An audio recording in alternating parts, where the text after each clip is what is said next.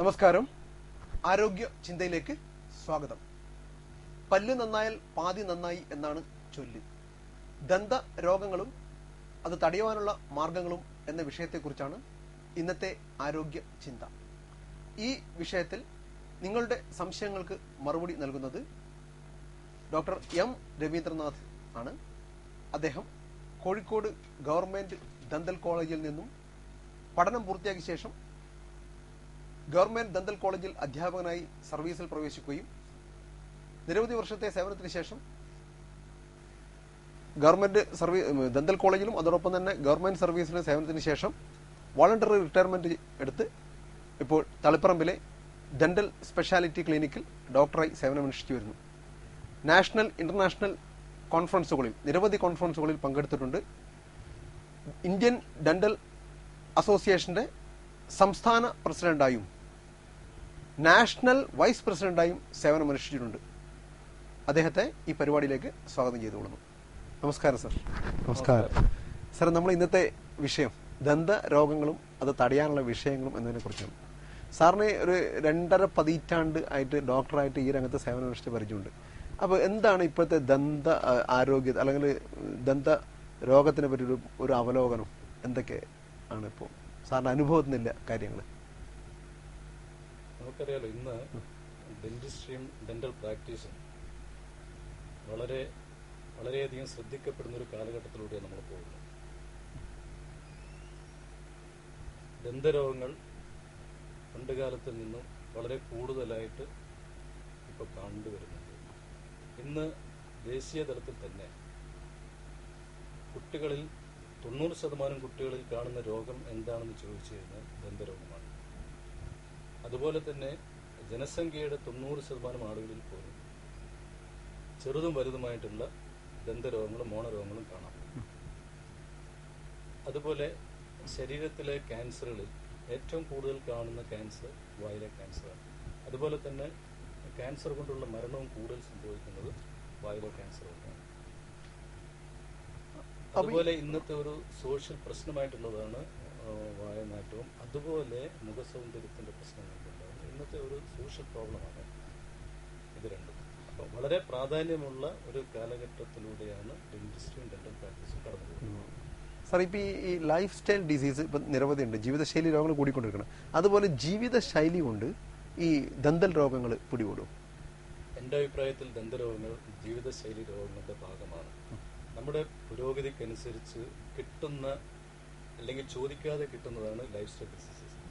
നമുക്കറിയാം, hypertension, blood sugar, cholesterol, heart disease, ഇതൊക്കെ lifestyle കാറ്റഗറിയിലാണ് വരുന്നത്. ഞാൻ ഡെന്റൽ ഡിസീസിനെ മെജോറിറ്റി ഓഫ് ദ ഡെന്റൽ ഡിസീസിനെയും ക്ലാസിഫൈ ചെയ്യാൻ ഉദ്ദേശിക്കുന്നത് ലൈഫ് സ്റ്റൈൽ ഡിസീസിലാണ്.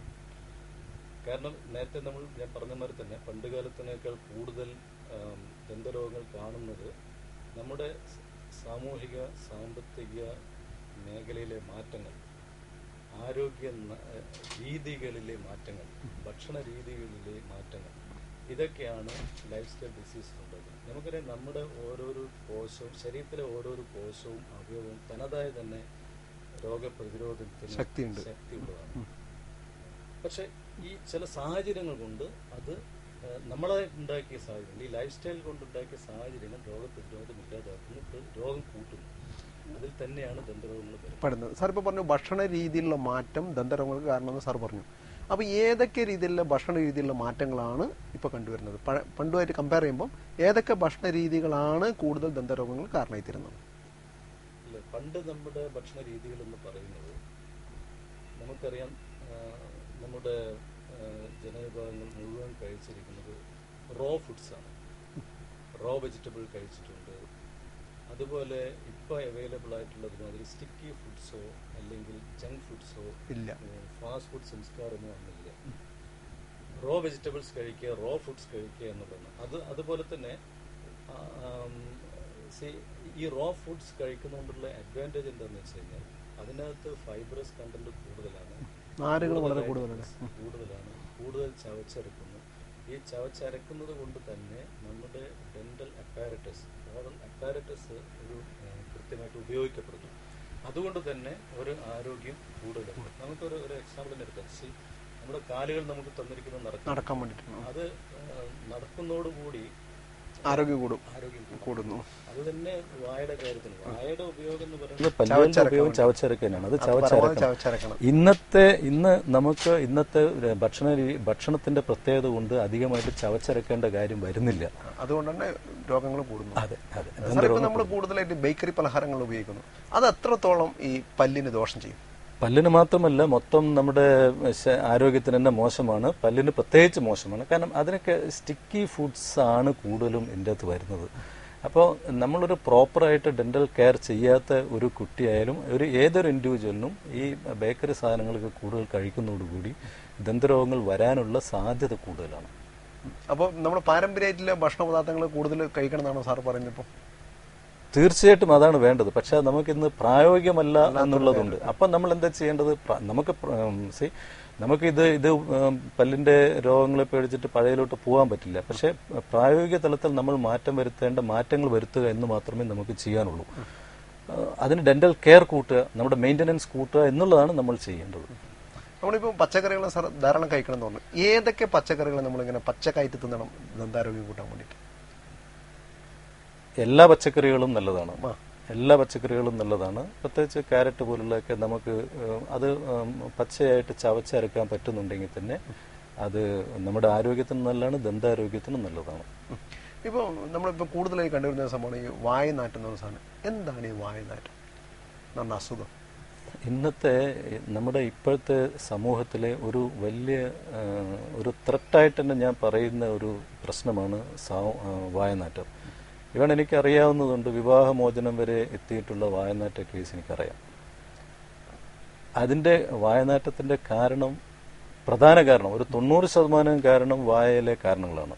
ലോക്കലായിട്ടുള്ള കാരണങ്ങളാണ്. പക്ഷെ അതിൽ കവിഞ്ഞിട്ടുള്ള കാരണങ്ങളുണ്ട്. നമ്മുടെ സൈനസൈറ്റിസ് ഒരു കാരണമാണ്, പിന്നെ ശ്വാസകോശ രോഗങ്ങൾ കാരണമാണ്, വയറിലെ രോഗങ്ങൾ കാരണമാണ്, ഡയബറ്റീസ് കാരണങ്ങളാണ്. ഒരുപാട് കാരണങ്ങളാൽ വായനാറ്റം ഉണ്ടാവാം. ചില മരുന്നുകളുടെ ആഫ്റ്റർ എഫക്റ്റ് ആയിട്ടുണ്ടാവാം. അങ്ങനെ ഒരുപാട് കാരണങ്ങളുണ്ട്. പക്ഷെ 90% കാരണങ്ങളും വായയുടെ മാത്രം കാരണങ്ങൾ കൊണ്ടുണ്ടാകുന്നതാണ്. എന്താണ് ഈ വായയിലെ കാരണം? പ്രധാനമായിട്ടും ഉള്ളത് നമ്മുടെ മോണപ്പഴുപ്പ്, പിന്നെ പല്ലിന്റെ കേട് കൊണ്ടുണ്ടാവുന്ന പഴുപ്പുകളാണ് വായനാറ്റത്തിന്റെ പ്രധാന കാരണം. ഈ പഴുപ്പ് ഉണ്ടാകാനുള്ള കാരണം എന്താ? നമുക്കറിയാലോ, പല്ലിന് കേട് വരുന്നതെന്ന് പറഞ്ഞു കഴിഞ്ഞാൽ വായിലെ ശുചിത്വം ഇല്ലാണ്ടിരിക്കുമ്പോഴാണ് പല്ലിന് കേട് വരുന്നത്. പല്ല് കേട് വരുന്നത് ആദ്യകാല ചികിത്സ ചെയ്തില്ലെങ്കിൽ വീണ്ടും ഭക്ഷണം അടിഞ്ഞു കൂടാനുള്ള സാധ്യത കൂടി വരുന്നു. വായന ശരിക്ക് ഒരു ലൈവ് മിക്സി ആയിട്ട് കൺസിഡർ ചെയ്താൽ മതി. ലൈവ് മിക്സി നമുക്കറിയാം. ഒരു മിക്സിയുടെ ഉപയോഗം നമുക്കറിയാം. അതിന് പക്ഷെ ജീവനില്ല എന്നുള്ളൂ. അപ്പോൾ ജീവനുള്ള ഒരു മിക്സി എങ്ങനെയിരിക്കും? അതാണ് വായ ചെയ്യുന്നത്. അപ്പം നമ്മൾ ശരിക്ക് ഈ ഒരു മിക്സിയിൽ നമ്മൾ എല്ലാ സാധനങ്ങളും ഇട്ട് കുറച്ച് വെള്ളം ഒഴിച്ചിട്ട് അരക്കുന്നു. ഇത് തന്നെയാണ് വായിലും നടക്കുന്നത്. നമ്മൾ കഴിക്കേണ്ട ഭക്ഷണങ്ങളൊക്കെ വായിൽ വെച്ചിട്ട് അതിൻ്റെ വെള്ളത്തിന് പകരം ഉമിനീരുണ്ടാവും, എന്നിട്ട് ചവച്ചരച്ചിട്ട് ചെയ്യുന്നു. നമ്മളൊരു മിക്സി ഉപയോഗം കഴിഞ്ഞാൽ നിർബന്ധമായിട്ടും വീട്ടമ്മമാർ അത് ക്ലീൻ ചെയ്ത് വെക്കും. യെസ്, അത് കഴുകി വെച്ചില്ലെങ്കിൽ എന്താ അവിടെ സംഭവിക്കുന്നത്? തീർച്ചയായിട്ടും നമുക്കറിയാം, അവിടെ ആ അവശിഷ്ടങ്ങളിൽ പൂപ്പൽ പിടിക്കുന്നു, ചീയൽ സംഭവിക്കുന്നു. അതാണ് ഉണ്ടാവുന്നത്. ഇതിനെ നമ്മൾ വായിലോട്ട് എടുത്താൽ മതി എന്താ സംഭവിക്കുക എന്നുള്ളത്. കാരണം വായിൽ അവശിഷ്ടങ്ങൾ വരുന്നു, പിന്നെ അവിടെ വെള്ളമുണ്ട്. അപ്പോൾ തീർച്ചയായിട്ടും അത് വൃത്തിയാക്കിയില്ലെങ്കിൽ അടുത്തത് സംഭവിക്കുക അതാണ്. പിന്നെ അതിന്റെ കൂടെ വരുന്നതെന്ന് പറഞ്ഞാൽ ഇൻഫെക്ട് ചെയ്യുന്നു. ഒരു സ്റ്റേജ് കഴിഞ്ഞാൽ ഇൻഫെക്ട് ചെയ്യുമ്പോൾ രോഗാണുക്കളുടെ ഇത് വരുന്നു. അപ്പോൾ ഒരു പഴുപ്പുണ്ടാവുന്നു, പസ് വരുന്നു, അങ്ങനെ പല സ്റ്റേജിലോട്ട് വരുന്നു. അപ്പൊ ഇതിന്റെ ആദ്യ സ്റ്റേജ് തന്നെ ഭക്ഷണം നിന്ന് കുറച്ച് ദിവസം കഴിഞ്ഞാൽ തന്നെ വായനാറ്റം വരുന്നു. പിന്നെ അതിന്റെ ആ ഗ്രാവിറ്റി കൂടി വരുന്നു എന്ന് മാത്രമേ ഉള്ളൂ. അപ്പൊ ഈ വായനാറ്റം തടയാൻ വേണ്ടിട്ട് എന്തൊക്കെ മാർഗങ്ങൾ നമ്മൾ അവലംബിക്കണം? വായനാറ്റം തടയുക എന്ന് പറയുന്നത് നമ്മുടെ വായിലെ ശുചിത്വം കൂട്ടുക എന്നുള്ളത് തന്നെയാണ്. പ്രധാനമായിട്ടും നമ്മുടെ ഒരു പൊതു ആരോഗ്യത്തിന്റെ ഭാഗം തന്നെയാണ് ശുചിത്വം എന്നുള്ളത്. നിർബന്ധമായിട്ടും വായിൽ ബ്രഷിംഗ് ടെക്നിക്ക് തന്നെയാണ് മെയിനായിട്ട് ചെയ്യേണ്ടത്. നമ്മൾ 2 നേരം ബ്രഷ് ചെയ്യുക എന്നുള്ളതാണ് പ്രധാനമായിട്ടും അവലംബിക്കേണ്ടത്. പ്രത്യേകിച്ച് രാത്രി ബ്രഷ് ചെയ്യുക എന്നുള്ളത്. ഭക്ഷണത്തിന് ശേഷം യെസ്, രാത്രി ഭക്ഷണത്തിന് ശേഷം നിർബന്ധമായിട്ടും ബ്രഷ് ചെയ്യുക എന്നുള്ളതാണ് ദന്താരോഗ്യം തന്നെ. പക്ഷെ വായനാറ്റത്തിന്. മിക്ക സമയത്ത് നമ്മൾ ഒരു അരസ പിടിച്ച് വൈകുന്നേരം ഇന്ന് വേണ്ട, രാവിലെ എണീറ്റ് നമ്മൾ എന്തായാലും പല്ലിയ, കാരണം നമ്മൾ ശീലിച്ച ഒരു കാര്യമാണ്. പക്ഷെ രാത്രിത്തെ പല്ല് മിക്ക ആൾക്കാരും ഒഴിവാക്കുന്ന ഒരു കാര്യമാണ്. അതെ അതെ, നമ്മുടെ ഒരു കൾച്ചറിന്റെ ഭാഗമാണ്. കാരണം നമ്മുടെ രാജ്യത്ത് രാത്രി ബ്രഷ് ചെയ്യുക എന്നുള്ളൊരു കൾച്ചറില്ല. നേരെ മറിച്ച് വിദേശങ്ങളിലാണെങ്കിൽ നിർബന്ധമായി അവർ ചെയ്യുന്ന ഒരു കാര്യം രാത്രിത്തെ ഡിന്നർ കഴിഞ്ഞതിന് ശേഷമുള്ള ബ്രഷിങ്. അത് ചെറിയ ക്ലാസ്സുകളിൽ പോലും, ചെറിയ കുട്ടികളിൽ പോലും ആ ശീലമുള്ളത് കൊണ്ട് അത് അവരുടെ ജീവിതത്തിന്റെ ഭാഗമായി മാറി. പക്ഷെ നമ്മുടെ നാട്ടിൽ രാവിലെ കുളിക്കുക, രാവിലെ ബ്രഷ് ചെയ്യുക എന്നുള്ളതേ ഉള്ളൂ. രാത്രി കുളിയും രാത്രി ബ്രഷ് ചെയ്യലും നമ്മുടെ നാട്ടിൽ പതിവില്ല. കുളിച്ചാലും ബ്രഷ് ചെയ്യുന്ന പതിവില്ല. പക്ഷെ അത് ഒരു പണ്ട് കാലത്തെ നമ്മൾ നോക്കിയിട്ട് കാര്യമില്ല. പണ്ട് കാലങ്ങളിലെ ഭക്ഷണ രീതികൾ അതായത് കൊണ്ട് വലിയ പ്രശ്നമുണ്ടായിട്ടില്ല. പക്ഷെ ഇന്നതല്ല. ഇന്ന് നമ്മൾ കഴിക്കുന്ന ഫുഡുകൾ അത്രയും പെട്ടെന്ന് ഫെർമെന്റ് ചെയ്യാനും സാധ്യതകളുള്ള ഫുഡുകളാണ് നമ്മൾ കഴിക്കുന്നത്. അതിന്റെ അവശിഷ്ടം വായിൽ നിന്നിട്ടുണ്ടെങ്കിൽ തീർച്ചയായിട്ടും എല്ലാ രോഗങ്ങളും തുടങ്ങും. അപ്പൊ ഇന്ന് പണ്ട് ആ സ്വഭാവമില്ല. പക്ഷെ ഇന്ന് നമ്മൾ എല്ലാ തരത്തിലും സ്കൂൾ തൊട്ട് വീടുകളിൽ എല്ലാവരും നിർബന്ധമായിട്ടും പാലിക്കേണ്ട ഒരു കാര്യമാണ് രാത്രിയിലത്തെ ബ്രഷിംഗ്. സാർ, ഇപ്പൊ ഈ മാംസബുക്ക്, അതായത് മാംസാഹാരം കഴിക്കുന്നത് പല്ലിന് കേടുവരാനുള്ള കാരണം കൂടുതലായി തീർക്കും? അങ്ങനെ പറഞ്ഞുകൂടാ. കാരണം വെച്ചാൽ മാംസാഹാരം ബേസിക്കലി പ്രോട്ടീൻസ് ആണ്. അപ്പൊ അത് അങ്ങനെ കൂടാൻ സാധ്യതയില്ല. പിന്നെ കാർബോഹൈഡ്രേറ്റ്, ഷുഗർ ആണ് കൂടുതൽ ഉണ്ടാവാനുള്ള സാധ്യത അതിനാണ്. സാർ, അതിനൊക്കെ ഇപ്പൊ സാർ നേരത്തെ പറഞ്ഞു ഈ വായിൽ വരുന്ന ക്യാൻസറാണ് ഏറ്റവും കൂടുതൽ മരണത്തിന് കാരണമായി തരുന്നത്. അപ്പോൾ ഈ വായിൽ വരുന്ന ക്യാൻസറിനെ പറ്റി ഇപ്പൊ സാറിന്റെ അനുഭവത്തിൽ എത്രമാത്രം വ്യാപകമാണ് ഇപ്പൊ ക്യാൻസർ ഈ നമ്മുടെ പ്രദേശത്ത്? വായിലെ ക്യാൻസർ ആണ് ശരീരഭാഗങ്ങളിൽ ഏറ്റവും കൂടുതൽ കണ്ടുവരുന്നത്. വായിലെ ക്യാൻസറാണ്. അതിന്റെ കാരണങ്ങൾ പ്രധാനമായും പുകയില ഉപയോഗമാണ് നമ്മുടെ വായിലെ ക്യാൻസറിന്റെ കാരണങ്ങൾ. പിന്നെ നമുക്കറിയാലോ, ക്യാൻസറിന് ഹെറിഡിറ്ററി ഫാക്ടേഴ്സ് ഉണ്ട്. പിന്നെ ഇപ്പം ചില വൈറൽ ഇത് പറയുന്നുണ്ട്. പിന്നെ ക്രോണിക് ഇറിറ്റേഷൻ, പല പഴുപ്പുകളിൽ നിന്നും മറ്റും ഉണ്ടാകുന്ന ക്രോണിക് ഇറിറ്റേഷൻ കാരണമാണ്. പ്രധാനമായിട്ടുള്ള കാരണം പുകയില ഉപയോഗമാണ്. പക്ഷെ നമ്മുടെ കേരളത്തിൽ ഇന്ന് പുകയില ഉപയോഗം കുറഞ്ഞു വരുന്നുണ്ട്. പ്രത്യേകിച്ച് നമ്മുടെ വയനാട് പോലുള്ള അല്ലെങ്കിൽ അട്ടപ്പാടി പോലുള്ള അവിടങ്ങളിൽ കൂടുതലാണെങ്കിലും പൊതുവെ കുറഞ്ഞു വരുന്നുണ്ട്. പക്ഷെ മറ്റു തരത്തിലുള്ള പുകയില ഉപയോഗം കൂടുന്നുണ്ട്.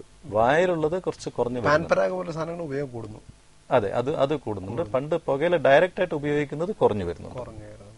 അപ്പൊ ഇപ്പോ നമ്മളിപ്പോ ഈ ഓറൽ ക്യാൻസറിന്റെ, വായിൽ വരുന്ന ക്യാൻസറിന്റെ പ്രാഥമിക ലക്ഷണങ്ങൾ എന്തൊക്കെയാണ്?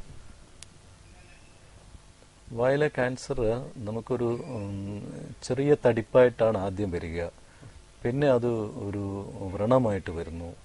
വ്രണമായിട്ടും അതിന് നമ്മൾ പറയുക കോളിഫ്ലവർ ലൈക്ക് എന്നാണ് അതിന്റെ ടിപ്പിക്കലായിട്ട് സയന്റിഫിക്കലായിട്ട് പറയുക. അങ്ങനെയുള്ളതാണ് ഒരു അൾസറാണ് നമ്മൾ കാണുക. ഒരു നോൺ ഹീലിംഗ് അൾസർ, ഉണങ്ങാതെ ഒരു അൾസർ കാണുകയാണ് ഒന്ന്. അത് അതിന്റെ പ്രകടമായ രൂപമാണ്. പ്രകടമായ രൂപത്തിന് മുമ്പ് നമുക്കുള്ളത് വായിൽ വരുന്ന വെള്ളപ്പാടുകളാണ് ഇതിന്റെ ആദ്യ ലക്ഷണങ്ങളായിട്ട് കാണുന്നത്. പക്ഷെ അത് ഞാനത് പറയുമ്പോൾ പ്രത്യേകിച്ച് ശ്രദ്ധിക്കേണ്ടതായിട്ടുണ്ട്. കാരണം ഒരുപാട് തരത്തിലുള്ള വെള്ളപ്പാടുകൾ വായിലുണ്ട്. അതിൻ്റെ അകത്ത് ക്യാൻസർ ആവുന്നത് വളരെ കുറച്ച് ഇത് മാത്രമേ ഉള്ളൂ. അപ്പൊ ഇത് എന്താണെന്ന് വെച്ചാൽ നമ്മുടെ നാട്ടിലൊരു മിസ്കൺസെപ്ഷൻ ഉണ്ട്, തെറ്റിദ്ധാരണയുണ്ട്. കാരണം എല്ലാ വെള്ളപ്പാടുകളും ക്യാൻസർ ആവുമെന്നുള്ളൊരു തെറ്റിദ്ധാരണയുണ്ട്. അത് ഒരു പേടി സ്വപ്നമായിട്ട് പലരിലും നിൽക്കുന്നുണ്ട്. പിന്നെ പ്രത്യേകിച്ച് എൻ്റെ അനുഭവം ഞാൻ തന്നെ പറയാം. പല മാഗസിനും, ഒരു ശാസ്ത്രീയമായിട്ട് എഴുതാത്ത പല മാഗസിനും വായിച്ചിട്ട് നമ്മുടെ നാട്ടിൽ, നമ്മുടെ ജനങ്ങളുടെ ഇടയിൽ വളരെയധികം കൺഫ്യൂഷൻസ് ഉണ്ടാക്കുന്നുണ്ട്. അതുകൊണ്ട് തന്നെ വല്ലാത്ത ഒരു മിറർ എടുത്ത് നോക്കി വെള്ളപ്പാട് കണ്ടു കഴിഞ്ഞാൽ അത് ക്യാൻസറാണെന്ന് ധരിച്ചിട്ട് അത് ഉണ്ടാക്കുന്ന സാമൂഹിക പ്രശ്നങ്ങൾ വേറെയുണ്ട്. സോ വെള്ളപ്പാടുകൾ നമ്മൾ ശ്രദ്ധിക്കുക എന്നുള്ളതുള്ളൂ. അതിൽ എല്ലാം ക്യാൻസർ ആവില്ല. അത് കൺസൾട്ട് ചെയ്ത് ഉറപ്പുവരുത്തി അതിന്റെ പിന്നീടുള്ള വ്യാപനത്തെ തടയുക എന്നുള്ളതാണ് നമ്മൾ ശ്രദ്ധിക്കേണ്ട കാര്യം. വെള്ളപ്പാട് ക്യാൻസർ ആവാൻ സാധ്യതയുള്ളത് വളരെ ഒരു 5% കേസുകൾ മാത്രമേ ഉള്ളൂ. അപ്പോൾ നമ്മൾ അത് നമ്മുടെ ശ്രദ്ധയിൽപ്പെട്ട ഉടനെ നമ്മൾ അതിനെ ചെക്കപ്പ് ചെയ്യുക, അതിനെ മോണിറ്റർ ചെയ്യുക, കാലാകാലങ്ങളിൽ ചെക്കപ്പ് നടത്തുക. ഉണ്ടെങ്കിൽ നമുക്ക് അത് പ്രകടമായിട്ട് വരുന്നുണ്ടെങ്കിൽ നമുക്കത് ബയോപ്സി ചെയ്ത് നോക്കാം, അതിന്റെ സ്റ്റേജ് നോക്കാം, അങ്ങനെയൊക്കെ ചെയ്യാം. പിന്നെ നമുക്ക് അതിനെ ശാസ്ത്രീയമായിട്ട് സർജറി ചെയ്ത് കളയാം. അങ്ങനെയൊക്കെ നമുക്ക് കൺട്രോൾ ചെയ്യാവുന്നതേ ഉള്ളൂ. നമ്മുടെ നാട്ടിൽ ഇപ്പോൾ മുൻകാലങ്ങളിൽ വ്യാപകമായിട്ട് ഉമിക്കരി ഉപയോഗിക്കാറുണ്ട്. അത് പല്ലിന് ദോഷം ചെയ്യുമോ? ഉമിക്കരി നമ്മുടെ നാട്ടുകളിൽ നമ്മുടെ പഴയ കാലങ്ങളിൽ ഉപയോഗിക്കുന്ന വളരെ വൈഡായിട്ട് ഉപയോഗിക്കുന്നതാണ് ഉമിക്കരി. ഉമിക്കരി എന്ന് പറഞ്ഞു കഴിഞ്ഞാൽ ബേസിക്കലി കാർബണാണ്. ഈ കാർബൺ എന്ന് പറയുന്നത് നമുക്ക് എല്ലാവർക്കും അറിയാം, അതൊരു യൂണിവേഴ്സൽ ബ്ലീച്ചിങ് ഏജന്റാണ് കാർബൺ. അപ്പോൾ നമ്മുടെ ഒരു പല്ലിന് ഒരു കൂടുതൽ വെളുപ്പ് കിട്ടാനൊക്കെ ഈ കാർബണിന്റെ ബ്ലീച്ചിങ് പ്രോപ്പർട്ടി സഹായിച്ചേക്കാം. അത് മോശമാണെന്ന് പറഞ്ഞുകൂടാ. അത് എപ്പോഴാണ് മോശമാവുന്നത് എന്ന് വിചാരിച്ചു കഴിഞ്ഞാൽ അതിന്റെ പാർട്ടിക്കിൾ സൈസ് കൂടുമ്പോൾ പല്ലിന്റെ ഇനാമലിന് തേച്ചിൽ വരുന്നതുകൊണ്ടാണ് അത് മോശമാവുന്നത്. മറ്റ് കാർബൺ ഒരു ചെറിയ രീതിയിൽ ഉപയോഗിച്ച് കഴിഞ്ഞാൽ ഒരു ബ്ലീച്ചിങ് എഫക്ട് അതിന് കിട്ടും. പക്ഷെ അത് റെഗുലറായിട്ട് ഉപയോഗിക്കാൻ ഞാൻ റെക്കമെൻഡ് ചെയ്യില്ല. കാരണം അത് റെഗുലറായിട്ട് ഉപയോഗിക്കുന്നത് പ്രത്യേകിച്ച് അതിന്റെ പാർട്ടിക്കിൾ സൈസുമായിട്ട് ബന്ധപ്പെട്ട് ചെയ്യുമ്പോൾ അത് ദോഷം ചെയ്യാൻ സാധ്യതയുണ്ട്. അതുപോലെ പണ്ട് കാലങ്ങളിൽ ഉപയോഗിച്ച മാവിന്റെ ഇല, പഴുത്ത മാവിന്റെ ഇല, ഇത് ഉപയോഗിക്കുന്നതിനെ പറ്റി സാറിന്റെ അഭിപ്രായം? മാവിന്റെ ഇലയും ഒരു പരിധിവരെ ശാസ്ത്രീയമായിട്ട് ശരിയാണ്. അതിൻ്റെ അകത്ത് കുറെ കൊളോയിഡ്സ് ഉണ്ട്. ഈ കൊളോയിഡ്സ് ഗം ഹെൽത്തിനൊക്കെ ഗുണകരമായിട്ടുള്ള കുറെ കൊളോയിഡ്സ് അതിനകത്തുണ്ട്. പക്ഷെ അത് നമുക്ക് നമ്മളിപ്പോഴ് ഒരു ടൂത്ത് പേസ്റ്റ് പറയുന്നത് ടൂത്ത് പേസ്റ്റിൽ മുഴുവൻ ഒരു ഹെൽത്തിയാണെന്നുള്ള വാദമില്ല. അത് സൗകര്യമാണ് നമുക്ക് ഉപയോഗിക്കാൻ. മാവിന്റെ ഇല ഉപയോഗിച്ച് കഴിഞ്ഞാൽ പോലും പിന്നെ ബ്രഷിംഗ് നമുക്ക് വേണം. ഇത് നേരത്തെ പറഞ്ഞ ഉമിക്കരി ഉപയോഗിച്ച് കഴിഞ്ഞാലും നിർബന്ധമായിട്ട് വേണ്ടത് ബ്രഷിംഗ് ആണ്. ബ്രഷിംഗ് ശാസ്ത്രീയമാണ്, ശാസ്ത്രീയമായിട്ടുള്ള സത്യമാണ് ബ്രഷിംഗ് എന്ന് പറയുന്നത്. പക്ഷെ പേസ്റ്റ് എന്ന് പറയുന്നത് അതിന് മെഡിക്കേറ്റഡ് പേസ്റ്റുകൾ ഉണ്ട്. ചില രോഗങ്ങൾക്കുള്ള ചില ലക്ഷണങ്ങൾക്കുള്ള മെഡിക്കേറ്റഡ് പേസ്റ്റ് ഉണ്ട്. ബാക്കിയുള്ള എല്ലാ പേസ്റ്റുകളും സോപ്പ് മാതിരി കോസ്മെറ്റിക് വെറൈറ്റിയിൽ വരുന്നതാണ്. അതിന് വലുതായിട്ട് ഗുണങ്ങൾ ഇതാക്കാൻ പറ്റില്ല. പക്ഷേ നമ്മുടെ ഈ ഫാസ്റ്റ് ലൈഫാണ് നമ്മൾ മുഴുവൻ അഡോപ്റ്റ് ചെയ്യുന്നത്. ആ ഫാസ്റ്റ് ലൈഫിൽ കൺവീനിയന്റ് ആയിട്ടുള്ളത് പേസ്റ്റ് ആണെന്ന് മാത്രമേ ഉള്ളൂ. പക്ഷെ അത് അത്യാവശ്യമാണെന്ന് പറയില്ല. പക്ഷെ ബ്രഷിംഗ് അത്യാവശ്യമാണ്. ബ്രഷിംഗ് എന്ന് പറയുന്നത് ഒരു നേരം പല്ല് തേക്കുമ്പോൾ എത്ര മിനിറ്റ് സമയം പല്ല് തേക്കണം? ചില ആൾക്കാർ അരമണിക്കൂറിന് പല്ല് ഇങ്ങനെ ഇട്ടിട്ടില്ല, പേപ്പർ വായന മുഴുവൻ ഇത് വായനിട്ടിട്ടാണ്. അത് ദോഷം ചെയ്യും. എത്ര മിനിറ്റ് സമയം പല്ല്? നമുക്കൊരു 5 മിനിറ്റ് തന്നെ ധാരാളം. നമ്മൾ ശ്രദ്ധിക്കേണ്ടതെന്ന് പറഞ്ഞാൽ പല്ലിന്റെയും മോണയുടെയും പല്ലിന്റെ ഓരോരോ സർഫസിലും ബ്രഷ് എത്തുക. അത് ശാസ്ത്രീയമായ രീതിയിൽ ബ്രഷ് ചെയ്തിട്ട് എല്ലാ സർഫസിലും ബ്രഷ് എത്തുക എന്നുള്ളതാണ് നമ്മൾ ശ്രദ്ധിക്കേണ്ട കാര്യം. സമയത്തിലല്ല, പിന്നെ അതിന്റെ ഫോഴ്സിലും അല്ല കാര്യം ഇരിക്കുന്നത്. പിന്നെ അതുപോലെ തന്നെ അമിതമായിട്ട് ഫോഴ്സ് ബലം പ്രയോഗിക്കാൻ പാടില്ലല്ലോ. പാടുണ്ടോ പല്ല് തേക്കുന്ന സമയത്ത്? തീർച്ചയായിട്ടും ഉപയോഗിക്കാൻ പാടില്ല. ഉപയോഗിക്കാൻ പാടുള്ളൂ. മൈൽഡ് മാത്രമേ ആവശ്യമുള്ളൂ. ഭയങ്കര ഫോഴ്സിന്റെ ആവശ്യമില്ല. മൈൽഡായിട്ട് മാത്രമേ ഉപയോഗിക്കേണ്ട കാര്യമുള്ളൂ. പിന്നെ ഞാൻ നേരത്തെ പറഞ്ഞു തന്നെ, അതായത് പല്ലിന്റെ കൂടാത്ത മോണയിലും ബ്രഷ് ചെയ്യാൻ നമ്മൾ ശ്രദ്ധിക്കണം. അതുപോലെ നാക്കും ബ്രഷ് ചെയ്യാൻ വേണ്ടി നമ്മൾ ബ്രഷ് ചെയ്യാലോ ടങ് ക്ലീനർ എന്തുപയോഗിച്ചിട്ടായാലും നാക്കും കൂടെ നമ്മുടെ വായിലുള്ള എല്ലാ ഭാഗവും നമ്മൾ ക്ലീൻ ചെയ്യാനുള്ള ഒരു ബോധം നമുക്കുണ്ടാവണം. അതാണ് ചെയ്യേണ്ടത്. സാർ, അതേപോലെ ഈ മൗത്ത് വാഷ് എന്നെല്ലാം കേട്ടിട്ടുണ്ട്. എന്താണ് ഈ മൗത്ത് വാഷ്? മൗത്ത് വാഷ് എന്ന് പറയുന്നത് നമുക്കൊരു പ്രത്യേകിച്ചൊരു വായിലൊരു രോഗാവസ്ഥ ഉണ്ടെങ്കിൽ അല്ലെങ്കിൽ പല്ലിന് എന്തെങ്കിലും ട്രീറ്റ്മെന്റ് എടുത്തിട്ടുണ്ടെങ്കിൽ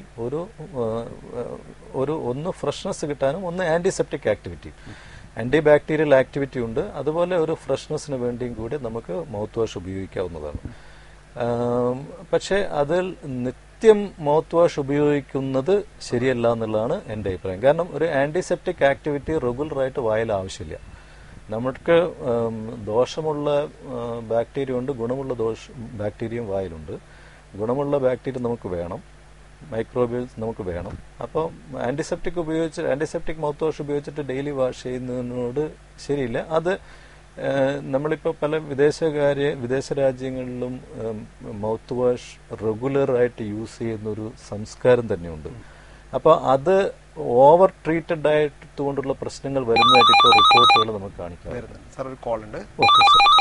hello hello hello hello hello, ആരാ വിളിക്കുന്നത്? ഹലോ, ആരാ വിളിക്കുന്നത്? ഹലോ. ഹലോ, പറയൂ, നിങ്ങളുടെ പേര് പറയൂ. ഹലോ ഹലോ കട്ടായി. സാർ, നമ്മളിപ്പോ ഈ ഒരു ബ്രഷ് എത്ര മാസം ഉപയോഗിക്കാം? ബ്രഷ് എത്ര മാസം എന്നുള്ളതല്ല, ബ്രഷിന്റെ ആ ബ്രിസിൽസ് അത് പ്രോപ്പർ അല്ലാണ്ടാവുമ്പോൾ നമ്മളത് മാറ്റുക എന്നുള്ളത് മാത്രം. കാരണം വെച്ചാൽ ചിലവരുടെ രീതിയാണ് ബ്രഷിനെ നശിപ്പിക്കുന്നത്. ചിലത് എത്രയോ കാലം പോകും. പക്ഷെ എന്നാൽ പോലും നമുക്ക് ആ ബ്രഷിന്റെ ബ്രിസിൽസിന്റെ ക്വാളിറ്റി പോകുമ്പോഴേക്കും നമ്മൾ മാറ്റണം. ആ ഒരു കറക്റ്റ് ലൈനിൽ നിൽക്കുന്നില്ല എന്നുണ്ടെങ്കിൽ, കുറച്ച് ചെരിഞ്ഞ് നിൽക്കുന്നുണ്ടെങ്കിൽ ആ സമയത്ത് നമ്മളത് മാറ്റുക എന്നുള്ളത്. അതുപോലെ നമ്മളിപ്പോൾ ഈ ബ്രഷ് ചെയ്യുന്ന സമയത്ത് ഈ പേസ്റ്റ് നമ്മൾ വയറ്റിനുള്ളിൽ പോയാൽ അത് വല്ല ദോഷം ചെയ്യും? ഇതിൽ വലുതായിട്ട് അങ്ങനെ വരാനുള്ളതൊന്നും ഇല്ല. കാരണം ഇതിൻ്റെ അകത്തുള്ള ബേസിക് കമ്പോണൻസ് ഉള്ള അതൊരു ഭയങ്കര ഒരു എന്താ പറയുക, ഒരു ആരോഗ്യത്തിന് മോശമുണ്ടാക്കുന്നതൊന്നുമില്ല. പക്ഷേ അങ്ങനെ പോകേണ്ട കാര്യമില്ല, പോകാണ്ട് ശ്രദ്ധിക്കുക എന്നുള്ളത് മാത്രം. ആക്സിഡന്റിലായിട്ട് പോയാലൊന്നും ഒരു പ്രശ്നങ്ങളൊന്നും ഒന്നും വരാനില്ല. അങ്ങനെ ഒന്നും വരാനൊന്നുമില്ല, പ്രശ്നങ്ങളൊന്നുമില്ല. ഇപ്പൊ നമ്മൾ ഈ പ്രമേഹ രോഗികളിൽ ഈ ദന്തരോഗങ്ങൾ കൂടുതൽ വരാനുള്ള സാധ്യതയുണ്ടോ? തീർച്ചയായിട്ടും ഉണ്ട്. ഹലോ ഹലോ ഹലോ, ആരാ വിളിക്കുന്നത്? ഹലോ ഹലോ, ആരാ വിളിക്കുന്നത്? കരിപ്പത്തിന് ഉമേഷാണേ. ഉമേഷ്, ഡോക്ടർ ചോദിച്ചോളൂ. സാറ്, 2 നേരം ബ്രഷ് ചെയ്യുന്ന ഒരു ആളാണ് ഞാനേ. അപ്പോ സാർ, ഈ പല്ലിന് കട്ട പിടിക്കുന്നതായിട്ട് ചോദിക്കാണ്. മുന്നേ ഞാൻ ക്ലീൻ ചെയ്തായിരുന്നു പല്ല്. ഇപ്പോ ഈ പല്ലിന് കട്ട പിടിക്കുന്നതായിട്ട് പിന്നെ കാണുന്നുണ്ട്. അതുകൊണ്ട് ഈ കട്ട പിടിക്കുന്ന പ്രത്യേകിച്ച് എന്തെങ്കിലും കാരണം ഉണ്ടോ അറിയാനാ? അത് നിങ്ങൾ 2 നേരം ബ്രഷ് ചെയ്യുന്നുണ്ടെന്ന് പറഞ്ഞു. പക്ഷെ കക്ക പിടിക്കുന്നത് അത് നമ്മുടെ വായിലെ ഉമിനീരും ഇതുമൊക്കെ ആയിട്ട് ബന്ധപ്പെട്ട കാര്യങ്ങളാണ്. അപ്പോൾ ഒരു പ്രാവശ്യം കക്ക പിടിക്കുന്നുണ്ടെങ്കിൽ, കക്ക പിടിക്കണമെങ്കിൽ അതിനു മുമ്പേ തന്നെ ആ പ്രോസസ് തുടങ്ങിയിരിക്കും. അപ്പൊ ആ സ്റ്റേജിൽ ഒരു പ്രാവശ്യം ക്ലീൻ ചെയ്തിട്ടുണ്ടോ? അതെ, മുന്നേ 2-3 വർഷമായി. 2-3 വർഷമായി. അപ്പൊ ഓരോരുത്തരിലും ഇതിന്റെ ഈ കക്ക പിടിക്കുന്നതിന്റെ ആ എന്താ പറയാ റേറ്റ് ഓഫ് ഡെപ്പോസിറ്റ് അത് ഡിഫറെന്റ് ആണ്. ഓരോ വ്യക്തികളിലും ഡിഫറെന്റ് ആണ്. അത് പാരമ്പര്യമായിട്ട് കൂടുതലുള്ളവരുണ്ട്. അങ്ങനെ കുറെ കാര്യങ്ങളുണ്ട്. അപ്പോൾ നിങ്ങൾക്ക് പെട്ടെന്ന് കക്ക പിടിക്കുന്നവരാണെങ്കിൽ അതിനെ ആ പ്രോപ്പർ ടൈമിൽ തന്നെ നമ്മൾ ക്ലീൻ ചെയ്യുകയും മറ്റും വേണ്ടി വരും. ഒരു പ്രാവശ്യം ക്ലീൻ ചെയ്തതുകൊണ്ടോ 2 നേരം ബ്രഷ് ചെയ്യുന്നതുകൊണ്ടോ വീണ്ടും കക്ക പിടിക്കില്ല എന്നൊരു ധാരണ വെച്ചിരിക്കരുത്. സാർ, ഞാൻ ചോദിക്കുന്നത് ഈ ആരോഗ്യപരമായിട്ട് എന്തെങ്കിലും കാരണം കൊണ്ടാണോ ഈ കക്ക പിടിക്കുന്നത്? ഉണ്ട്, തീർച്ചയായിട്ടും. അത് നിങ്ങളുടെ ഭക്ഷണക്രമത്തിലല്ല, നമ്മുടെ ശുചിത്വത്തിലാണ് പ്രധാന കാര്യം ഇരിക്കുന്നത്. നിങ്ങൾ ബ്രഷ് ചെയ്യുന്നുണ്ടോ എന്ന് പറഞ്ഞു. ബ്രഷ് ചെയ്യുന്ന രീതി ശാസ്ത്രീയമാണോ എന്നുള്ളത് നമ്മളൊന്ന് ശ്രദ്ധിക്കേണ്ടിയിരിക്കും. സാർ, ഞാൻ അതിന് ശാസ്ത്രീയമായ ഇതിന് മേലോട്ടും താഴോട്ടും അല്ല, പല്ലിന്റെ കാര്യത്തിൽ വളരെ ശ്രദ്ധിക്കുന്ന വ്യക്തിയാണ്. എനിക്ക് 36 വയസ്സായിട്ട് ഇന്നൊരു പല്ലിന് ഒരു കേടും സംഭവിക്കാണ്ട് പല്ലിന്റെ കാര്യത്തിൽ വളരെയധികം ശ്രദ്ധിക്കുന്ന വ്യക്തിയാണ്. അതെ, 36 വയസ്സെന്ന് പറഞ്ഞാൽ ഇന്നൊരു വലിയൊരു വയസ്സല്ല എന്നുള്ളത് നിങ്ങൾ ഓർക്കുക. ഞാൻ പറയട്ടെ, ഞാൻ പറഞ്ഞതേ ഇന്നൊരു എന്റെ പല്ലിനൊരു കേടും വന്നിട്ടില്ല. അല്ല, നല്ലതാണ്. ഞാൻ എന്റെ ഓർമ്മ വെച്ചാൽ നമ്മളെ ഫാദർ നിർദ്ദേശപ്രകാരം 2 നേരവും ബ്രഷ് ചെയ്യുന്ന വ്യക്തിയാണ്. അല്ല, തീർച്ചയായിട്ടും നിങ്ങൾ ആ അതേപോലെ ബ്രഷ് ചെയ്തുകൊണ്ടാണ് നിങ്ങൾക്ക് രോഗങ്ങൾ കുറഞ്ഞത്.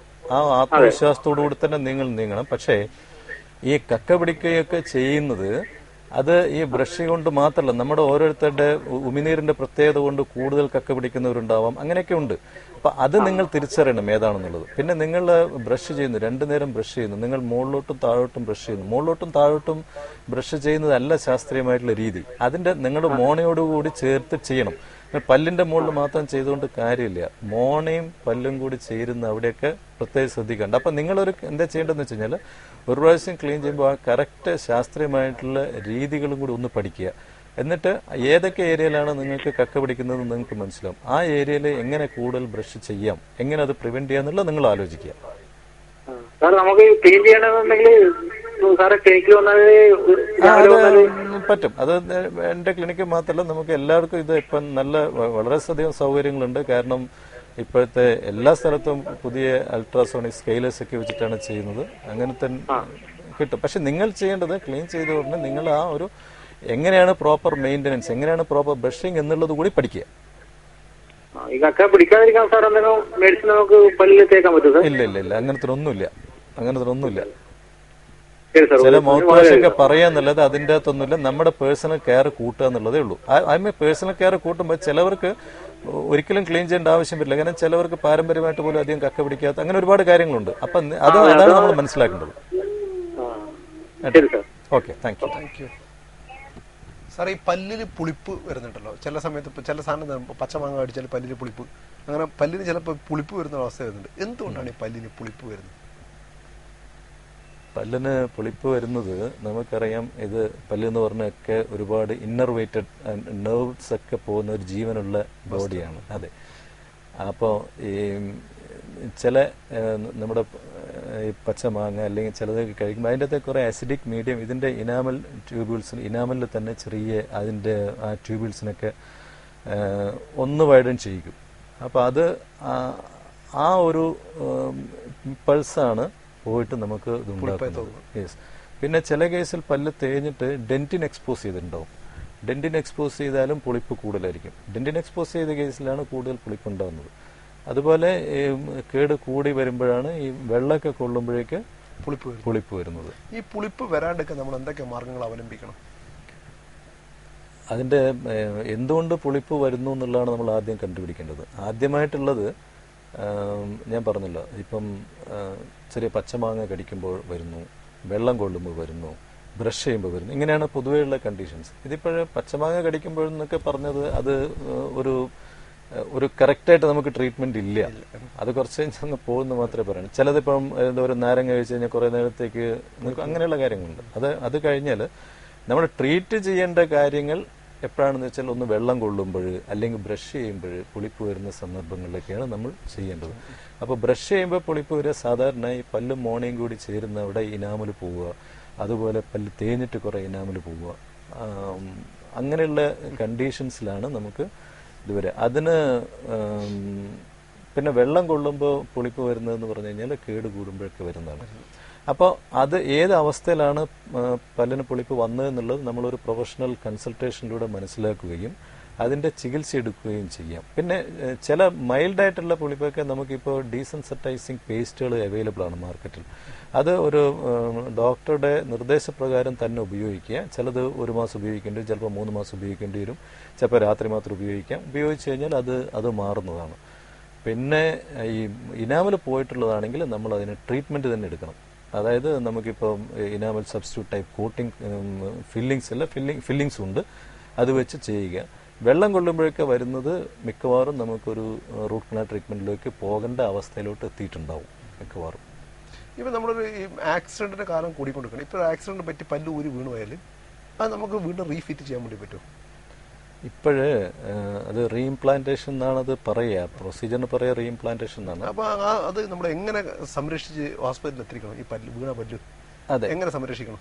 അതെ, ഇത് എത്ര സമയത്തിനുള്ളിൽ ഡോക്ടർക്ക് എത്തുന്നു എന്നുള്ളതിനനുസരിച്ചിരിക്കും അതിന്റെ സക്സസ് റേറ്റ്. പെട്ടെന്ന് തന്നെ എത്തിക്കഴിഞ്ഞാൽ നല്ല സക്സസ് റേറ്റ് ഉണ്ട്. എന്നാലും ഒരു 24 ഹവറിനുള്ളിൽ, 24 ഹവർ എന്ന് പറഞ്ഞാൽ തന്നെ കുറച്ചധികമാണ്. 24 ഹവേഴ്സ്, 48 ഹവേഴ്സ് എന്നൊക്കെ പറയുന്നത് അത്ര ഇതല്ല. പക്ഷെ അതിന്റെ നമ്മൾ ശ്രദ്ധിക്കേണ്ടത് ഇപ്പോൾ ഒരു കുട്ടി ഇപ്പോൾ സ്കൂളിൽ നിന്നോ അല്ലെങ്കിൽ ആക്സിഡന്റ് ഒന്നോ പല്ല് വീണ് കഴിഞ്ഞാൽ അത് ഉടനെ എടുത്ത് പറ്റുകയാണെങ്കിൽ ഒരു നമ്മുടെ ഉപ്പ് വെള്ളത്തിലോ അല്ലെങ്കിൽ പാലിലോ ഏതെങ്കിലും ഇട്ടിട്ട് കൊണ്ടുവരിക. ചില അധികം ഡേർട്ടിയൊന്നും അല്ലെങ്കിൽ വായിൽ തന്നെ ഇട്ടിട്ട് കൊണ്ടുവരിക. അല്ലെങ്കിൽ ആരെങ്കിലും സഹായിക്കാനുണ്ടെങ്കിൽ ആ സോക്കറ്റിൽ എടുത്തു വെക്കാൻ പറ്റുകയാണ്. സോക്കറ്റിൽ എടുത്തിട്ട് എത്രയും പെട്ടെന്ന് ക്ലിനിക്കിൽ എത്തിച്ചു കഴിഞ്ഞാൽ നമുക്കതിനെ നിലനിർത്താൻ പറ്റും. അത് ഏത് ഇപ്പം മൈക്രോവാസ്കുലർ സർജറിയിലൊക്കെ പോകണം അവയവങ്ങൾ മുറിഞ്ഞു വീണാല്, അതുപോലെ ഇപ്പൊ പല്ല് എങ്ങനെയുള്ള ഹോസ്പിറ്റലിൽ എത്തിച്ചാലാണ് ഇത് റീഇംപ്ലാന്റ് ചെയ്യാൻ പറ്റും? ഇല്ല, അതൊക്കെ ഇപ്പോഴും നമുക്ക് എല്ലാ ക്ലിനിക്സിലും ഒക്കെ ഇപ്പൊ എല്ലാ സൗകര്യവും സംവിധാനങ്ങളും ഉണ്ട്. അതൊന്നും ഒരു ഹൈലി സ്പെഷ്യലൈസ് സെന്ററിന്റെ ഒന്നും ഇപ്പൊ ആവശ്യമില്ല എന്നുള്ളതല്ല. ഒരു പ്രൈമറി കെയർ തരാനൊക്കെ ഇപ്പൊ എല്ലാവർക്കും പറ്റും. ആ തരത്തിൽ ഡെന്റിസ്റ്റ് വളർന്നിട്ടുണ്ട്. അത് എല്ലാ സ്ഥലത്തും വളർന്നിട്ടുണ്ട്. സാർ ഇപ്പൊ ഈ പല്ല് ആക്സിഡന്റ് പൊട്ടിപ്പോയി, അത് വീണ്ടും ഒട്ടിച്ചു വെക്കാൻ വേണ്ടി പറ്റും? ഇത് തന്നെയാണ്. ഇതിപ്പോ നമ്മളിപ്പോ പറഞ്ഞത് പല്ല് ഊരിപ്പോയതാണ്. ഇതിപ്പോ പല്ല് പൊട്ടിപ്പോയത് നമുക്ക് ഒരു പൂർവ്വസ്ഥിതിയിലോട്ട് കൊണ്ടുവരാൻ എളുപ്പമാണ്. പക്ഷെ അതിന് നമ്മൾ ഏത് ലെവലിൽ നിന്ന് പൊട്ടി എന്നുള്ളത് നമ്മൾ നോക്കണം. നമ്മൾ അതിനൊരു ശരിയായിട്ടുള്ള പരിശോധന ചെയ്ത് ഏത് ലെവലിൽ നിന്ന് പൊട്ടിയോ അതിനനുസരിച്ചുള്ള ട്രീറ്റ്മെന്റ് കൊടുക്കണം. വളരെ ഒരു മിനിമൽ ഫ്രാക്ചർ ആണെങ്കിൽ നമുക്ക് ഇപ്പോൾ കോമ്പോസിറ്റ്സ് എന്ന് പറഞ്ഞിട്ടുള്ള മെറ്റീരിയൽസ് അവൈലബിൾ ആണ്. പല ഷെയ്ഡ്സിലുള്ള നമുക്ക് അവൈലബിൾ ഉണ്ട്. അത് എക്സാക്റ്റ് ആയിട്ട് നമുക്ക് ചെയ്യാൻ പറ്റും. ഇനാമൽ കഴിഞ്ഞ് കുറച്ചുകൂടി ഡെന്റീനിലൊക്കെ പോവുകയാണെങ്കിലും കുഴപ്പമൊന്നുമില്ല. നമുക്കത് ഒരു OP പ്രൊസീജിയറായിട്ട് തന്നെ ചെയ്യാൻ പറ്റും.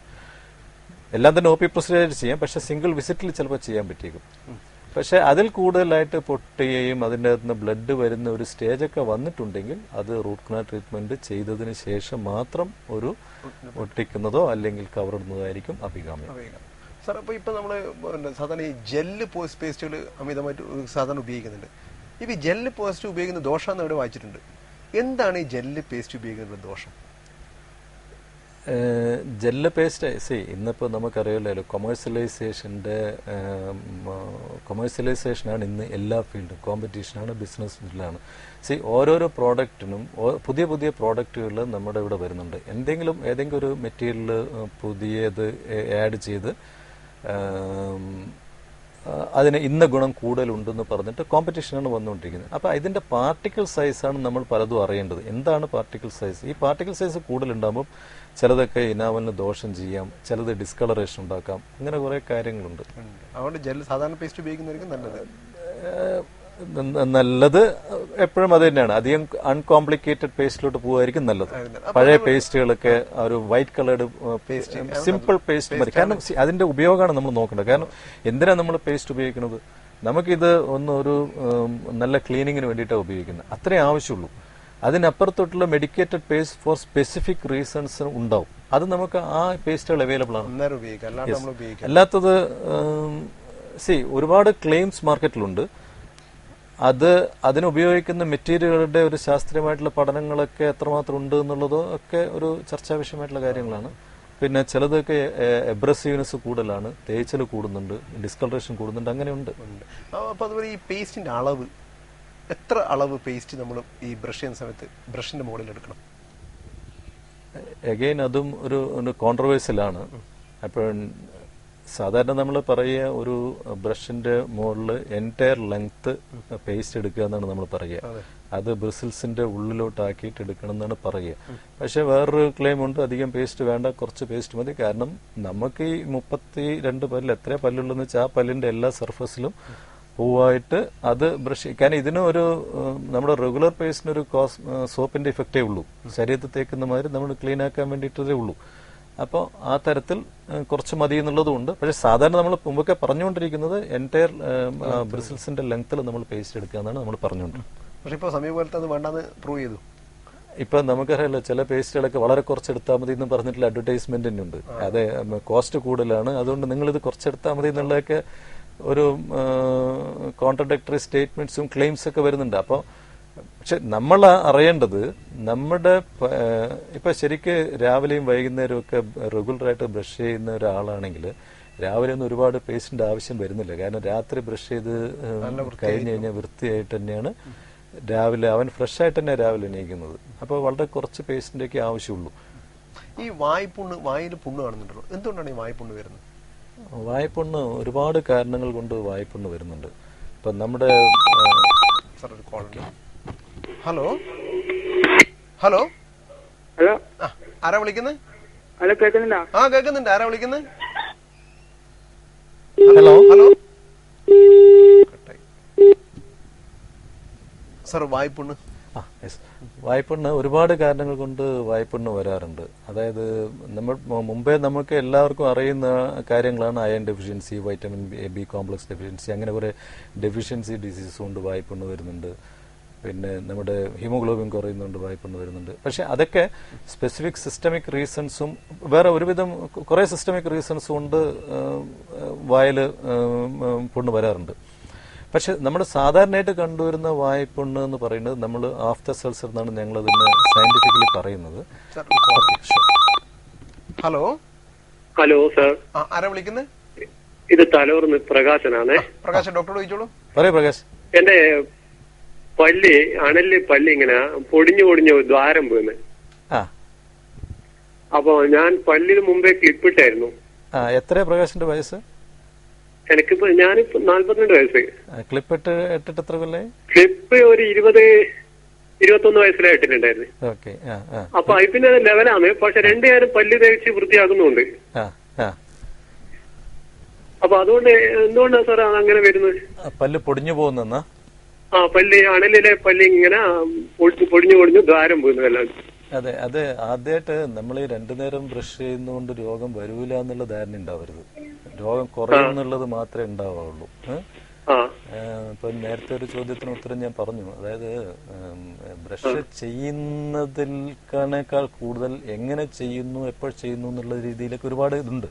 അപ്പൊ നിങ്ങൾ ചെയ്യേണ്ടത് എന്താണെന്ന് വെച്ചാൽ, നിങ്ങൾ ഈ പറഞ്ഞതിൻ്റെ അകത്ത് പല്ലാണോ പൊടിയുന്നത്, അല്ലെങ്കിൽ ചിലപ്പോൾ ഈ പല്ലിൽ വരുന്ന ഡെപ്പോസിറ്റ് പൊടിഞ്ഞു പോകുന്നതാണോ എന്നുള്ളത് കൃത്യമായിട്ട് വ്യക്തമല്ല. നിങ്ങൾ ഒരു ഡോക്ടറെ കൺസൾട്ട് ചെയ്യുക, എന്നിട്ട് ഈ റീസൺ ഈ നിങ്ങളുടെ കാരണങ്ങൾ പറയുക, റീസൺ കണ്ടുപിടിക്കുക, അതിന്റെ ട്രീറ്റ്മെന്റ് എടുത്തിട്ട് ഇത് പ്രിവെന്റ് ചെയ്യാവുന്നേ ഉള്ളൂ. നിങ്ങൾ പറഞ്ഞ പ്രകാരം ഒരു വലിയ ഇതായിട്ട് എനിക്ക് തോന്നുന്നില്ല. വളരെ പ്രിവെന്റ് ചെയ്യാനും പിന്നെ എനിക്ക് കെയർ ചെയ്ത് കഴിഞ്ഞാൽ അത് ഒഴിവാകുന്നതായിട്ടാണ് എനിക്ക് തോന്നുന്നത്. പക്ഷെ നിങ്ങളതൊരു ഡോക്ടറെ അടുത്ത് സമീപിച്ചിട്ട് കൃത്യമായിട്ട് അഡ്വൈസ് എടുത്ത് ചെയ്യണം. നിങ്ങളുടെ ഇത് രണ്ടു നേരം ബ്രഷ് ചെയ്യുന്നു എന്നുള്ളത് കൊണ്ട് നിങ്ങൾ ബാക്കിയുള്ളത് മാറ്റിവെക്കരുത്. തീർച്ചയായിട്ടും. സാറേ, ഇപ്പൊ ഈ വായ്പുണ്ണ് പോലെ ഇപ്പൊ മോണകളിൽ നിന്ന് രക്തം വരുന്നൊരു ഇതുണ്ട്. എന്തുകൊണ്ട് ഈ മോണയിൽ നിന്ന് രക്തം? ഈ വായ്പുണ്ണ് ഞാൻ കംപ്ലീറ്റ് ചെയ്തില്ല. വായ്പുണ്ണ് അത് നമ്മുടെ ഈ പ്രേക്ഷകർക്കൊക്കെ ഒരു ആവശ്യമുള്ള ഒരു കാര്യമാണ്. കാരണം വായ്പുണ്ണ് ഇപ്പോഴ് ഒരു ഓട്ടോ ഇമ്മ്യൂൺ ഡിസീസ് എന്നുള്ള രീതിയിൽ, ആ ഡിസോർഡറിന്റെ രീതിയിലും നമ്മൾ ക്ലാസിഫൈ ചെയ്ത് വരുന്നുണ്ട്. അതായത് ഇപ്പൊ ചില കുട്ടികൾക്ക് പരീക്ഷയാകുമ്പോൾ വായ്പുണ്ണ് വരും, ഹോർമോണൽ അന്നേരം വായ്പുണ്ണ് വരും. പിന്നെ ഈ കൂടുതൽ പെൺകുട്ടികളിൽ അവരുടെ ഹോർമോണൽ ചേഞ്ചസ് വരുമ്പോൾ വായ്പുണ്ണ് വരും. അങ്ങനെയൊക്കെ ഉണ്ട്. ആ ഒരു വായ്പുണ്ണ് നമ്മുടെ ഒരു ബോഡി സ്ട്രെസ് കൊണ്ടോ ഒക്കെ വരുന്നതാണത്. ഓട്ടോ ഇമ്മ്യൂണാണ്. അതിന് പ്രത്യേകിച്ചൊരു ട്രീറ്റ്മെന്റ് ഇല്ല. നമുക്ക് സിംറ്റമാറ്റിക് ആയിട്ട് എന്തെങ്കിലും അതിന് ട്രീറ്റ് ചെയ്യാമെന്ന് മാത്രമേ ഉള്ളൂ. വേദന കുറക്കാനും മാറ്റൊക്കെ തീർത്തും വരാതിരിക്കാനുള്ള ഒരു ചികിത്സ അതിനില്ല. പിന്നെ അത് വന്നു കഴിഞ്ഞാൽ ഒരു 10-12 ദിവസം ഉണ്ട്. അതിൻ്റെ അകത്ത് ഒരു 5-6 ദിവസമായിരിക്കും ഭയങ്കര പെയിൻഫുൾ ആയിട്ടുണ്ടായിരുന്നു. പിന്നെ അത് കുറഞ്ഞങ്ങ് വരും. അതാണ് ഏറ്റവും കൂടുതൽ കാണുന്നൊരു വായ്പുണ്ടെന്ന് പറഞ്ഞാൽ അതാണ്. പിന്നെ അങ്ങനെ വരാൻ സാധ്യതയുള്ള ശരീരപ്രകൃതമുള്ള ആൾക്കാരിൽ ഇവൻ എന്തെങ്കിലും ചിലപ്പോൾ ഒരു ബ്രഷ് തന്നെ കൂടുതലായിട്ട് കൊണ്ടുപോയിട്ടുണ്ടെങ്കിൽ പെട്ടെന്ന് വായ്പുണ്ണ് വരും. അപ്പൊ ഒന്ന് ശ്രദ്ധിക്കുക. പിന്നെ അതുപോലെ ഷാർപ്നെസ് ഒന്നും വായലില്ല, അതൊക്കെ ഒന്ന് ശ്രദ്ധിക്കുക. ചിലർക്ക് ആന്റിബയോട്ടിക് കഴിച്ചു കഴിഞ്ഞാൽ വായ്പുണ്ണ് വരാം. ആന്റിബയോട്ടിക് അല്ല, അത് നമ്മുടെ ഒരു ബാക്ടീരിയൽ ഫ്ലോറ പോയി പോകുന്നുണ്ടല്ലോ, വയറ്റിലായാലും എല്ലാം പോകുന്നതുകൊണ്ട് വരുന്നതാണ്. ഐ മീൻ ഒരുപാട് സിസ്റ്റമിക് രോഗങ്ങളുടെ ലക്ഷണം നമുക്ക് വായിൽ കാണാം, വായ്പുണ്ണായിട്ടും മറ്റു പല രീതിയിലും. ഈ മോണയിൽ നിന്ന് രക്തസ്രാവത്തിന് കാരണം എന്താണ്? അതിന് രണ്ട് തരത്തിലുള്ള കാര്യങ്ങൾ നമുക്ക് പറയാം. ഒന്ന് ലോക്കൽ റീസൺസ്, അത് വായിലുള്ള കാരണം. രണ്ട് നമ്മുടെ മറ്റ് അസുഖങ്ങൾ കൊണ്ട് വരുന്ന രക്തസ്രാവം. മറ്റ് അസുഖങ്ങൾ എന്ന് പറഞ്ഞാൽ മെയിൻലി പ്രധാനമായിട്ടും നമ്മുടെ വൈറ്റമിൻ സി ഡെഫിഷ്യൻസിയാണ് മുമ്പൊക്കെ നമുക്ക് പറഞ്ഞുകൊണ്ടിരിക്കുന്നത്. പിന്നെ ഇപ്പോഴത്തെ ലുക്കീമിയ, അങ്ങനെ ഒരുപാട് കാരണങ്ങൾ കൊണ്ട് വരാം. പിന്നെ ചില മെഡിസിൻസിന്റെ ഇതുകൊണ്ട് വരാം, അങ്ങനെയൊക്കെ വരാം. ലോക്കലായിട്ടുള്ള കാരണം എന്ന് പറഞ്ഞു കഴിഞ്ഞാൽ നമ്മുടെ മോണരോഗത്തിന്റെ ആദ്യത്തെ സ്റ്റേജാണ്, ലക്ഷണമാണ് മോണയിലൂടെ രക്തം വരുന്നത് നമുക്ക് പറയാൻ പറ്റും. അത് അവർ സാധാരണ കാണുക ബ്രഷ് ചെയ്യുമ്പോൾ ബ്രഷിന്റെ അകത്ത് ബ്ലഡ് സ്റ്റെയിൻ ഉണ്ടായിട്ടാണ് അത് തുടക്കത്തിൽ കാണുക. അതെനിക്ക് മോണയിൽ സിസ്റ്റുകളിലാണ് കാണാറുള്ളത്. എന്താണ് ഈ മോണയിൽ കാണപ്പെടുന്ന സിസ്റ്റിന്റെ ലക്ഷണം? മോണയിൽ സിസ്റ്റ് എന്ന് പറയുന്നത് ഒരു മുഴ പറഞ്ഞൂടാ, മുഴ തന്നെയാണ്. പക്ഷെ അത് ഒരു എല്ലില് വരുന്നതാണ് സിസ്റ്റ്. അതായത് എല്ലിന്റെ ഉള്ളിൽ ഒരു കാവിറ്റി ഉണ്ടായിട്ട് അതിൻ്റെ അകത്ത് ഫ്ലൂയിഡ് എന്ന് പറയുമ്പോഴാണ് സിസ്റ്റ് ഫോം ചെയ്യുന്നത്. അപ്പൊ അത് മോണയിൽ വരിക എന്ന് പറയുന്നത്. ഹലോ ഹലോ ഹലോ, ആരാ വിളിക്കുന്നത്? എന്റെ പേര് ബിന്ദു. ബിന്ദു, ഡോക്ടറോട് ചോദിച്ചോളൂ. ബിന്ദു പറയൂ. കേൾക്കുന്നില്ല. പറഞ്ഞോളൂ. ഹലോ ഹലോ, ചോദിച്ചോളൂ. പറയൂ. എന്റെ പേര് ബിന്ദു, ഞാൻ വിളിക്കുന്നയാളോ. എവിടുന്നാ വിളിക്കണേ? എനിക്ക് ഒരു 10 വർഷം മുന്നേ നാവിന് റേഡിയേഷൻ കഴിഞ്ഞിരുന്നു. നാവിന് ക്യാൻസറിന്റെ അസുഖം ഉണ്ടായിട്ട് റേഡിയേഷൻ കഴിഞ്ഞ. അതിന് ശേഷം എന്റെ പല്ലെല്ലാം തികച്ചും പൊടിഞ്ഞുപോയി. ഇപ്പൊ എത്ര വയസ്സായി? ഇപ്പൊ 42 വയസ്സ്. 32 വയസ്സിൽ റേഡിയേഷൻ കഴിഞ്ഞിട്ടുണ്ട് അല്ലേ? എന്നിട്ട് അത് പല്ല് കൊണ്ടിട്ട് നാവിനൊരു പുണ്ണായിട്ട് അങ്ങനെ ആണ് ക്യാൻസറിന്റെ അസുഖം വന്നത്. പല്ലെല്ലാം എടുത്തു കളഞ്ഞു.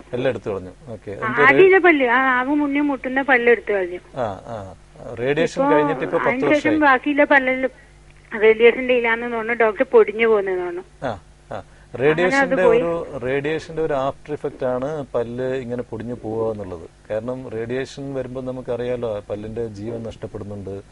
നമ്മുടെ സ്കിന്നിലും എല്ലാം കാണുന്നില്ലേ, റേഡിയേഷൻ ചെയ്ത് കഴിഞ്ഞാൽ ആ സ്കിന്നൊക്കെ പോകുന്ന മാതിരി തന്നെ പല്ലിന്റെ ജീവൻ നഷ്ടപ്പെടുന്നുണ്ട്, പല്ലിന്റെ ജലാംശം നഷ്ടപ്പെടുന്നു. അങ്ങനെയാണ് പല്ല് പൊടിഞ്ഞു പൊടിഞ്ഞു പോകുന്നത്. അപ്പൊ അതിന് നമ്മൾ ട്രീറ്റ്മെന്റ് എടുക്കണം. തീരെ പൊടിഞ്ഞു പോയിട്ടുണ്ടെങ്കിൽ നമ്മൾ എടുത്തു കളയുക. അല്ലെങ്കിൽ എന്താ പ്രശ്നം എന്ന് വെച്ച് കഴിഞ്ഞാൽ റേഡിയേഷന്റെ ഇഫക്റ്റ് അതിന്റെ സപ്പോർട്ടിംഗ് ബേസൽ ബോണിനും ഉണ്ടാവാം. ആ ഒരു ബ്ലഡ് ഫ്ലോ അവിടെയും കുറവായിരിക്കാം. അപ്പോൾ ഒരു ഇൻഫെക്ഷനൊക്കെ ആ എല്ലിലൊക്കെ വന്നു പോയിട്ടുണ്ടെങ്കിൽ അത് കോംപ്ലിക്കേറ്റ് ചെയ്യും. അപ്പോ അങ്ങനെ ഉണ്ടാ ഇനി താഴെയില്ല അണല് അത് എല്ല് തേച്ചും പൊടിഞ്ഞിട്ട് അത് ഓപ്പറേഷൻ ചെയ്ത് കളഞ്ഞിനി. ഇപ്പൊ അവിടെ മോണിയൊന്നുമില്ല. അപ്പൊ ഇനി എനിക്ക് അവിടെ പല്ല് വെക്കാൻ പറ്റുമോ? തീർച്ചയായിട്ടും അതിനിപ്പോ മെത്തേഡ്സ് ഉണ്ട്. അങ്ങനെയുള്ളതിനൊക്കെ പല്ല് വെക്കാനുള്ള മെത്തേഡ്സ് ഉണ്ട്. ചെലവുണ്ടാവും. അതിന് അഡ്വാൻസ് ഉണ്ട്. അതിന് പക്ഷെ നമുക്ക് മെഡിക്കൽ കോളേജുകളൊക്കെ അത്ര ചെലവില്ലാത്ത സ്ഥലങ്ങളുണ്ട്. മെഡിക്കൽ കോളേജുകളൊക്കെ ഉണ്ട്. നിങ്ങൾക്ക് പരിഹാരത്ത് കൺസൾട്ട് ചെയ്യാം. പിന്നെ അത് കണ്ടാലേ എനിക്ക് പറയാൻ പറ്റുള്ളൂ. ഞാൻ തളിപ്പറമ്പിലാണ്. അത് നിങ്ങളിവിടെ അന്വേഷിച്ചാൽ മതി, അത് കിട്ടും. Okay, thank you sir. ഈ പഞ്ചസാര അമിതമായി ഉപയോഗിക്കുന്നത് പല്ലിന് ദന്തക്ഷയത്തിന് കാരണമായി തരൂ? പഞ്ചസാര എന്ന് പറയുന്നത് ബേസിക്കലി കാർബോഹൈഡ്രേറ്റ് ആണ്. അപ്പോൾ പഞ്ചസാര അല്ലെങ്കിൽ ഷുഗർ കണ്ടെയ്ൻഡ് ഫുഡ്സൊക്കെ അത് പെട്ടെന്ന് ഫെർമെന്റ് ചെയ്യാനും ഒരു ആസിഡ് പ്രൊഡക്ഷന് ചാൻസ് കൂടുതലാണ്. അപ്പോൾ പഞ്ചസാര കഴിക്കുന്നത് കൊണ്ടല്ല, അത് ശരിക്കും കൃത്യമായിട്ട് ക്ലീൻ ചെയ്യാത്തതുകൊണ്ടാണ്. പഞ്ചസാരയോ അല്ലെങ്കിൽ പഞ്ചസാര അടങ്ങിയ മറ്റ് ബേക്കറി സാധനങ്ങളോ സ്വീറ്റോ അത് ഇതൊക്കെ പറ്റിപ്പിടിച്ചു കഴിഞ്ഞാൽ ബാക്കിയുള്ളൊരു നേരത്തെ ഒരു മാംസത്തിന്റെ കാര്യം പറഞ്ഞ പോലെയോ അല്ലെങ്കിൽ ഒരു ഫൈബേഴ്സ് ഫുഡ് പറഞ്ഞതിനേക്കാൾ കൂടുതൽ പെട്ടെന്ന് ഫെർമെന്റ് ചെയ്യാനും പെട്ടെന്ന് ഒരു ആസിഡ് ഫോർമേഷൻ അതുപോലെ ഇനാമൽ ഡാമേജ് ഉണ്ടാവാനുള്ള സാധ്യത കൂടുതലാണ്. വളരെ ഫാസ്റ്റായിട്ട് സംഗതി ഉണ്ടാവും. ഇപ്പം നമ്മളിപ്പോൾ ഓരോരോ ഭക്ഷണം കഴിച്ചു കഴിഞ്ഞാലും ഇടയിൽ മധുരം കഴിക്കുന്ന സ്വഭാവമാണ് നമുക്കെല്ലാം ഉണ്ട്. അപ്പൊ അത് നമ്മുടെ പല്ലിന് ദോഷം ചെയ്യും. ഞാൻ നേരത്തെ പറഞ്ഞാണ്, അതായത് ഭക്ഷണം കഴിക്കാൻ വേണ്ടിട്ട് തന്നെയാണ് ഈ പല്ലുള്ളത്.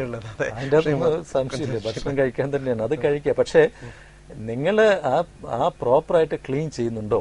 അതായത് ഭക്ഷണത്തിന്റെ മെയിൻ കോഴ്സിന്റെ കൂടെ